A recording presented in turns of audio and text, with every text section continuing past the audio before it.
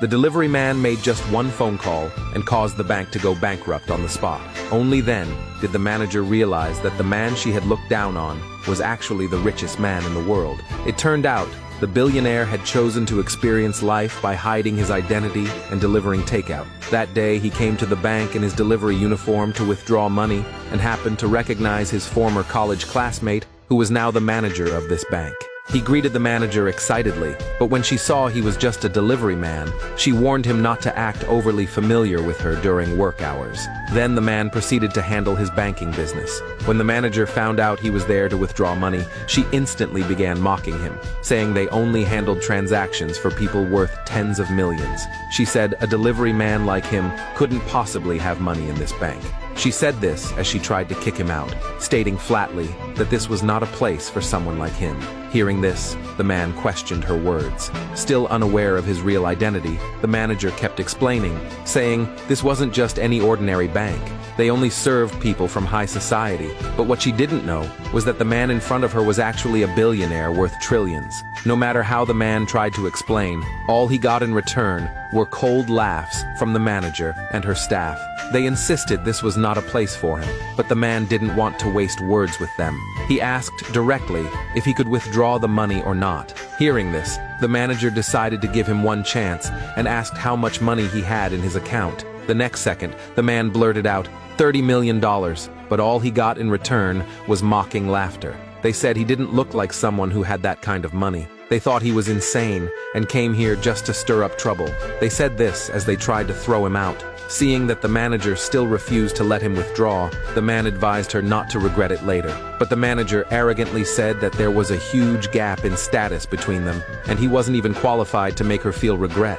Those words instantly angered the man. He hadn't expected the bank staff to be so disrespectful. Just as he was about to lose his temper, an intern ran over saying that if the man didn't mind, he could help him with his withdrawal. But unexpectedly, the intern's kind gesture was met with scolding from the manager. She believed the intern serving this pauper was damaging the bank's image. She immediately wanted to fire the intern.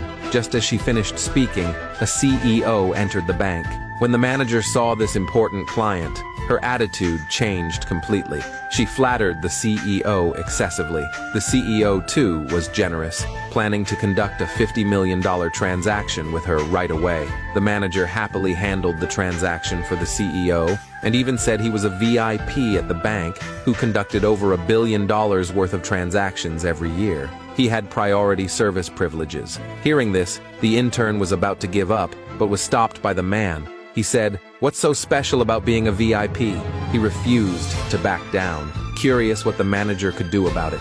Seeing that the man wouldn't give in, she threatened that the CEO might blacklist him across the industry, but the man knew the CEO didn't have that kind of power. Seeing the man so disrespectful, the CEO stepped forward to confront him, mocking him for being a delivery guy who couldn't earn even a tenth of what he made in a lifetime. He said, "Can't help it, money makes me everyone's daddy." Then he told the man to leave immediately, saying he didn't want to dirty his sight. But just as he said that, the man slapped him across the face. That completely enraged the CEO. He couldn't believe he'd been hit by a delivery guy. He instantly threatened that the man was finished. Even the manager urged the man to kneel and apologize to the CEO, saying it might reduce the consequences. But the CEO had no intention of letting him off easily. He wanted both an apology and compensation, and said he'd send him to jail, but both of them had underestimated the man's power. He gave them 30 seconds to apologize to him or he'd shut the bank down.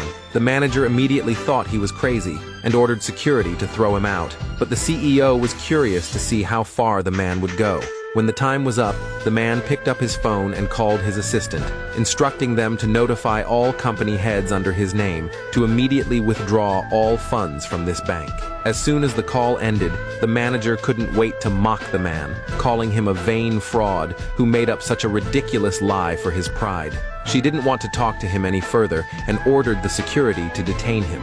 Just then, the manager's phone rang unexpectedly. Before she could react, companies started withdrawing their deposits one after another. Only then did the manager realize the bank was doomed. These companies held at least $2 trillion in deposits combined.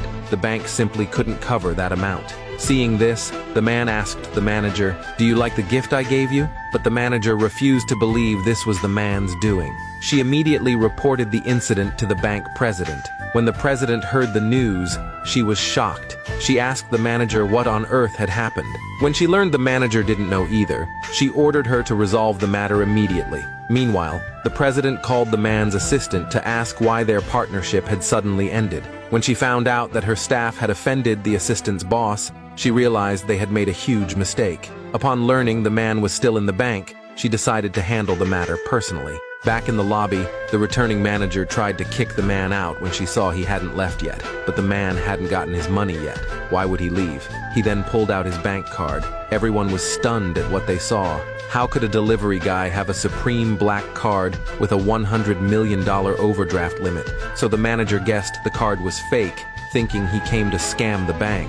The thought enraged her. She never expected someone to dare scam her like this. She ordered security to detain him, but just then, the bank president appeared. The manager quickly explained everything that had happened. She even asked the president to call the police and have the man arrested. But before she could finish her words, the president's next move left her completely stunned.